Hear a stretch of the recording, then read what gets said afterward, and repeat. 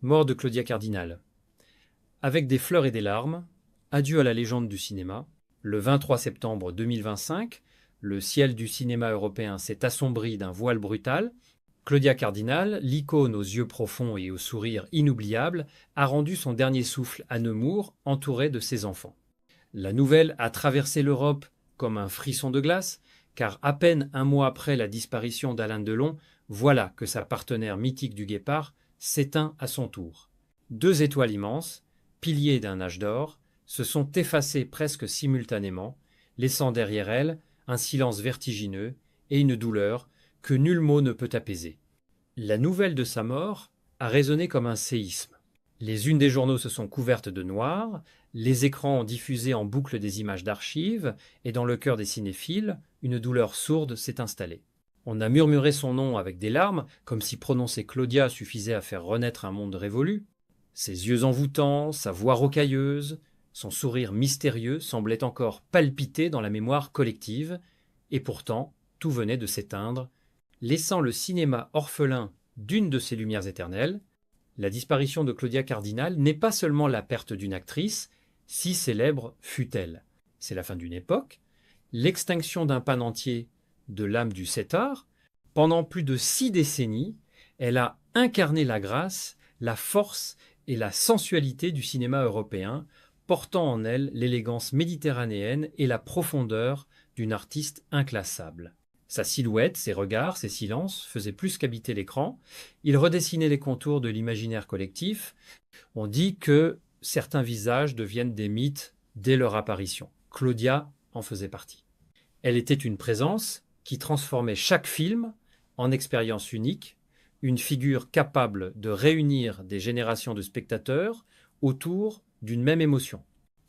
Là où d'autres étoiles se sont consumées dans l'oubli, elle a laissé une empreinte durable, mêlant fragilité et puissance, intouchable par son aura et pourtant proche par son humanité.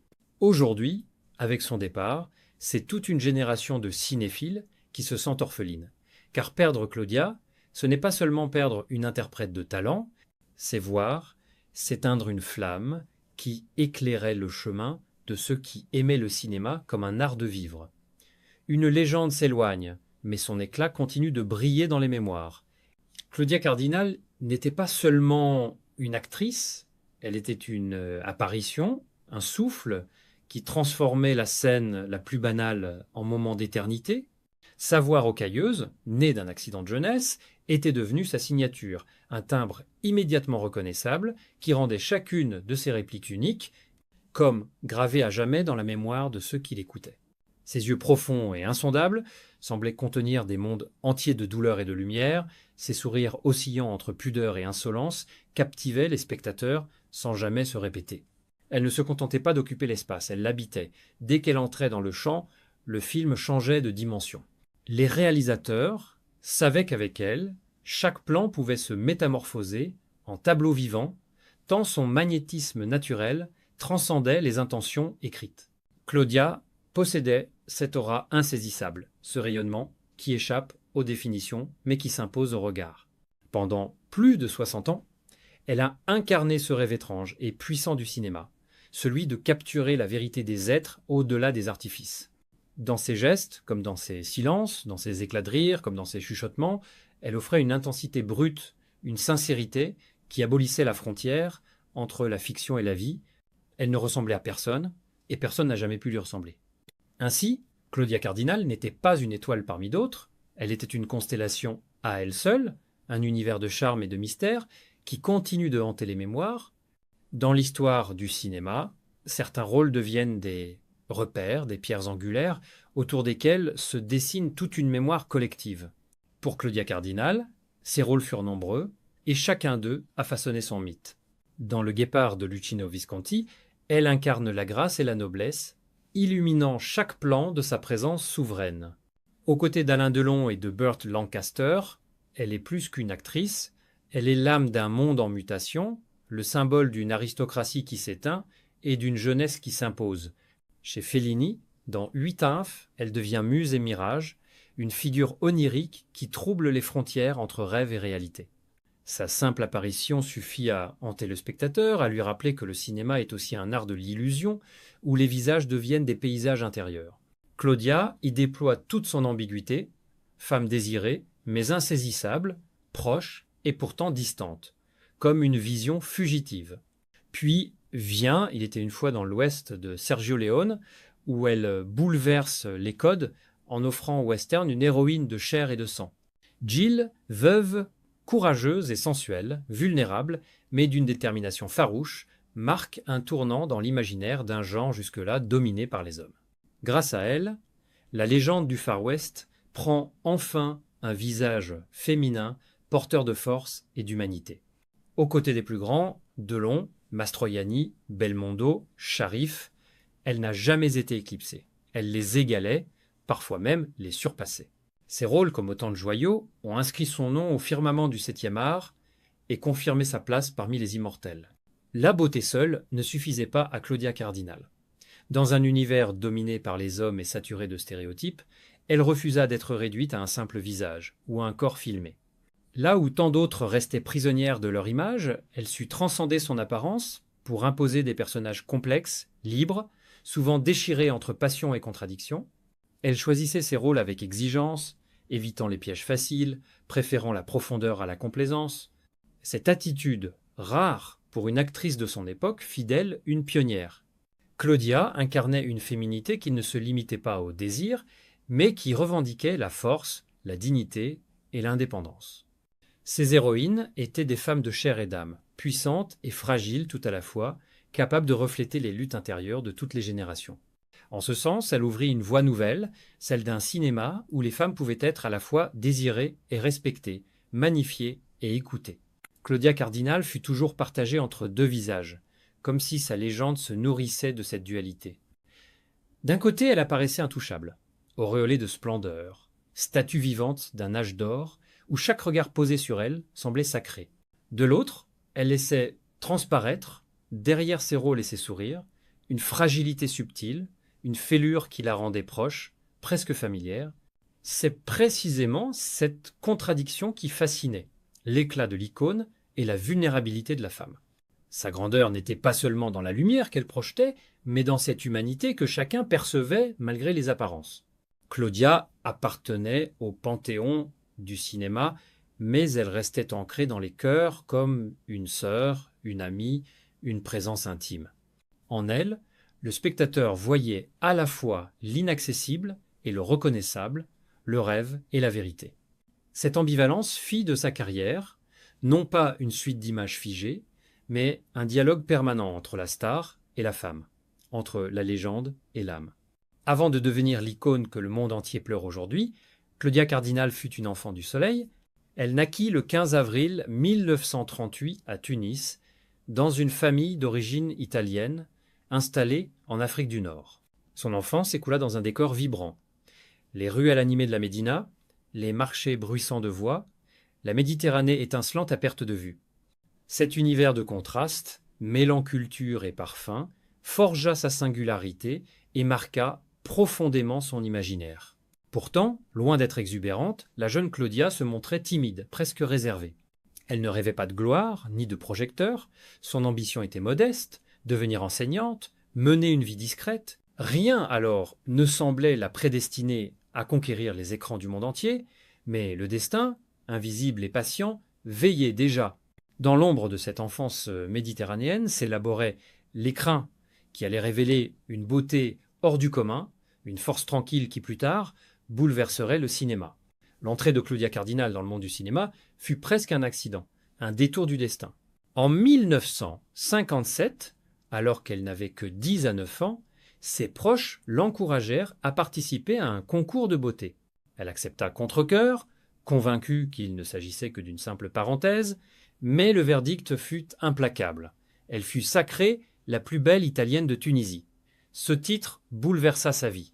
Le prix associé à ce concours n'était autre qu'un voyage à la Mostra de Venise. Là, sous les projecteurs du festival le plus prestigieux d'Italie, la Magie Opéra. Les producteurs furent frappés par son intensité, cette beauté charnelle mais pudique, insaisissable. Parmi eux, Franco Cristaldi, qui devint son protecteur et le premier à croire en elle, lui ouvrit les portes de Cinecittà, le Hollywood italien. Sans formation artistique, sans ambition déclarée, Claudia se retrouva projetée dans un univers inconnu et fascinant. Elle n'avait rien prémédité, mais elle possédait ce que personne ne pouvait enseigner, une vérité brute, un magnétisme instinctif.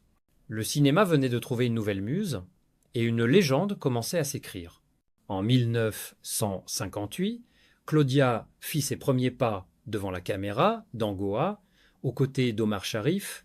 Le film passa presque inaperçu, mais un détail frappa spectateurs et critiques. Cette jeune femme éclipsait déjà ses partenaires par une simple présence.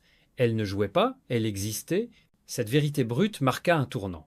Très vite, Rome vibrait au rythme d'un cinéma en pleine effervescence. Fellini, Visconti, Antonioni, Léone cherchaient de nouveaux visages. Claudia s'imposa comme une évidence.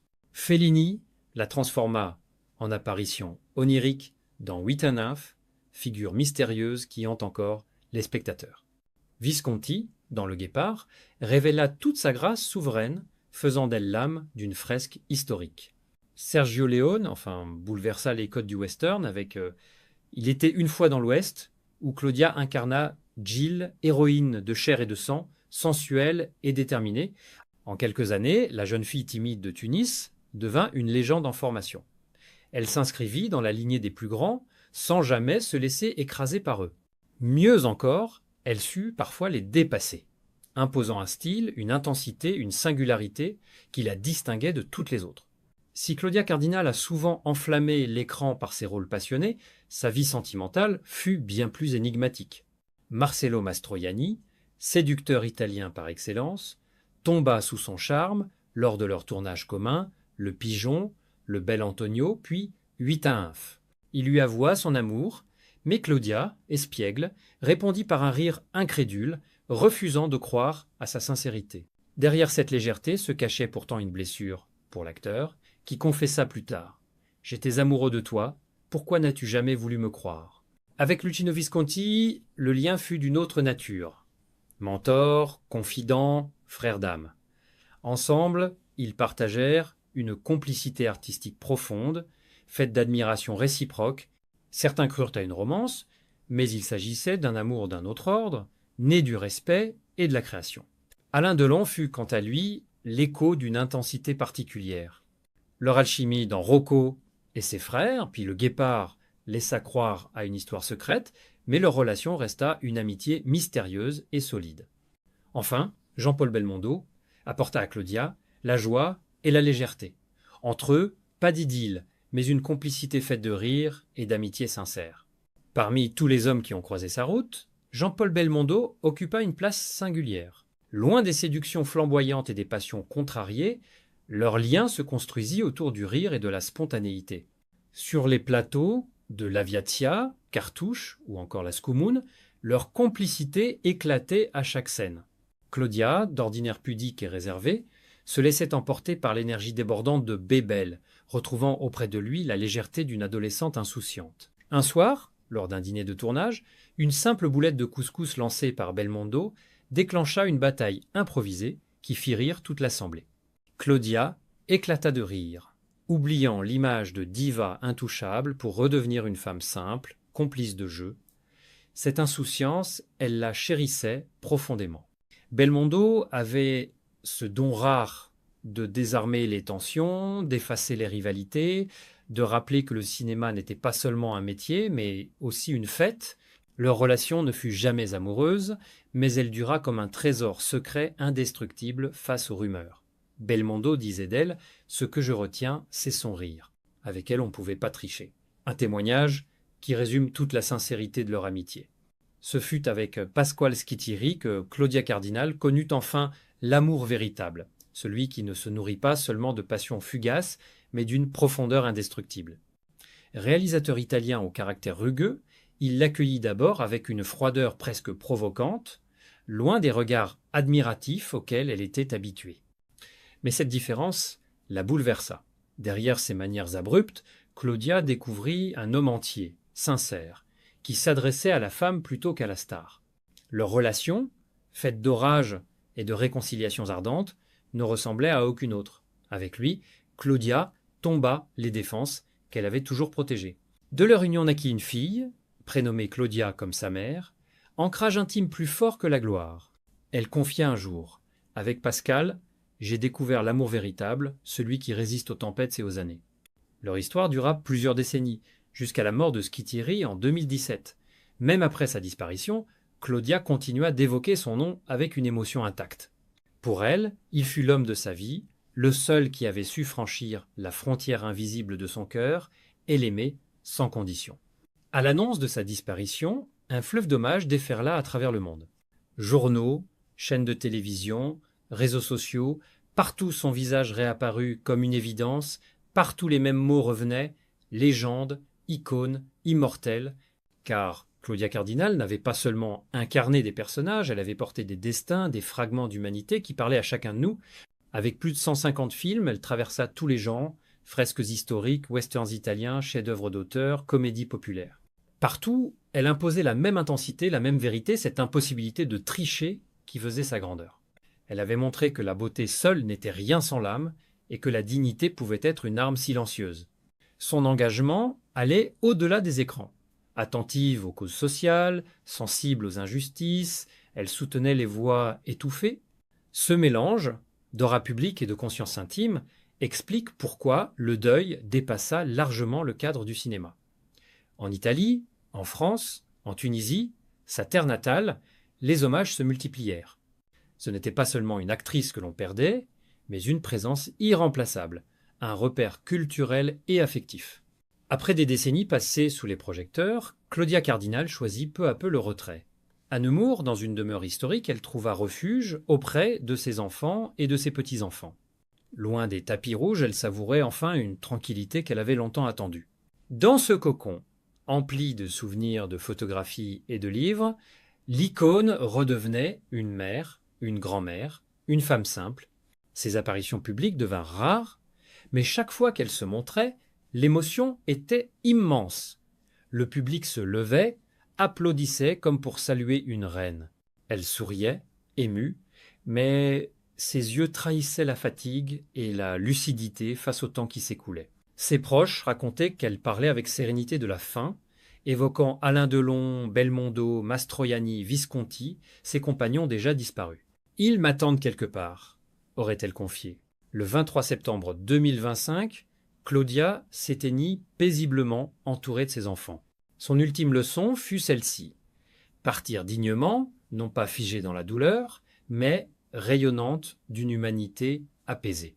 Elle laisse derrière elle plus qu'une carrière, une manière d'être au monde, fière, lumineuse, libre. Même disparue, elle continue d'éclairer la nuit.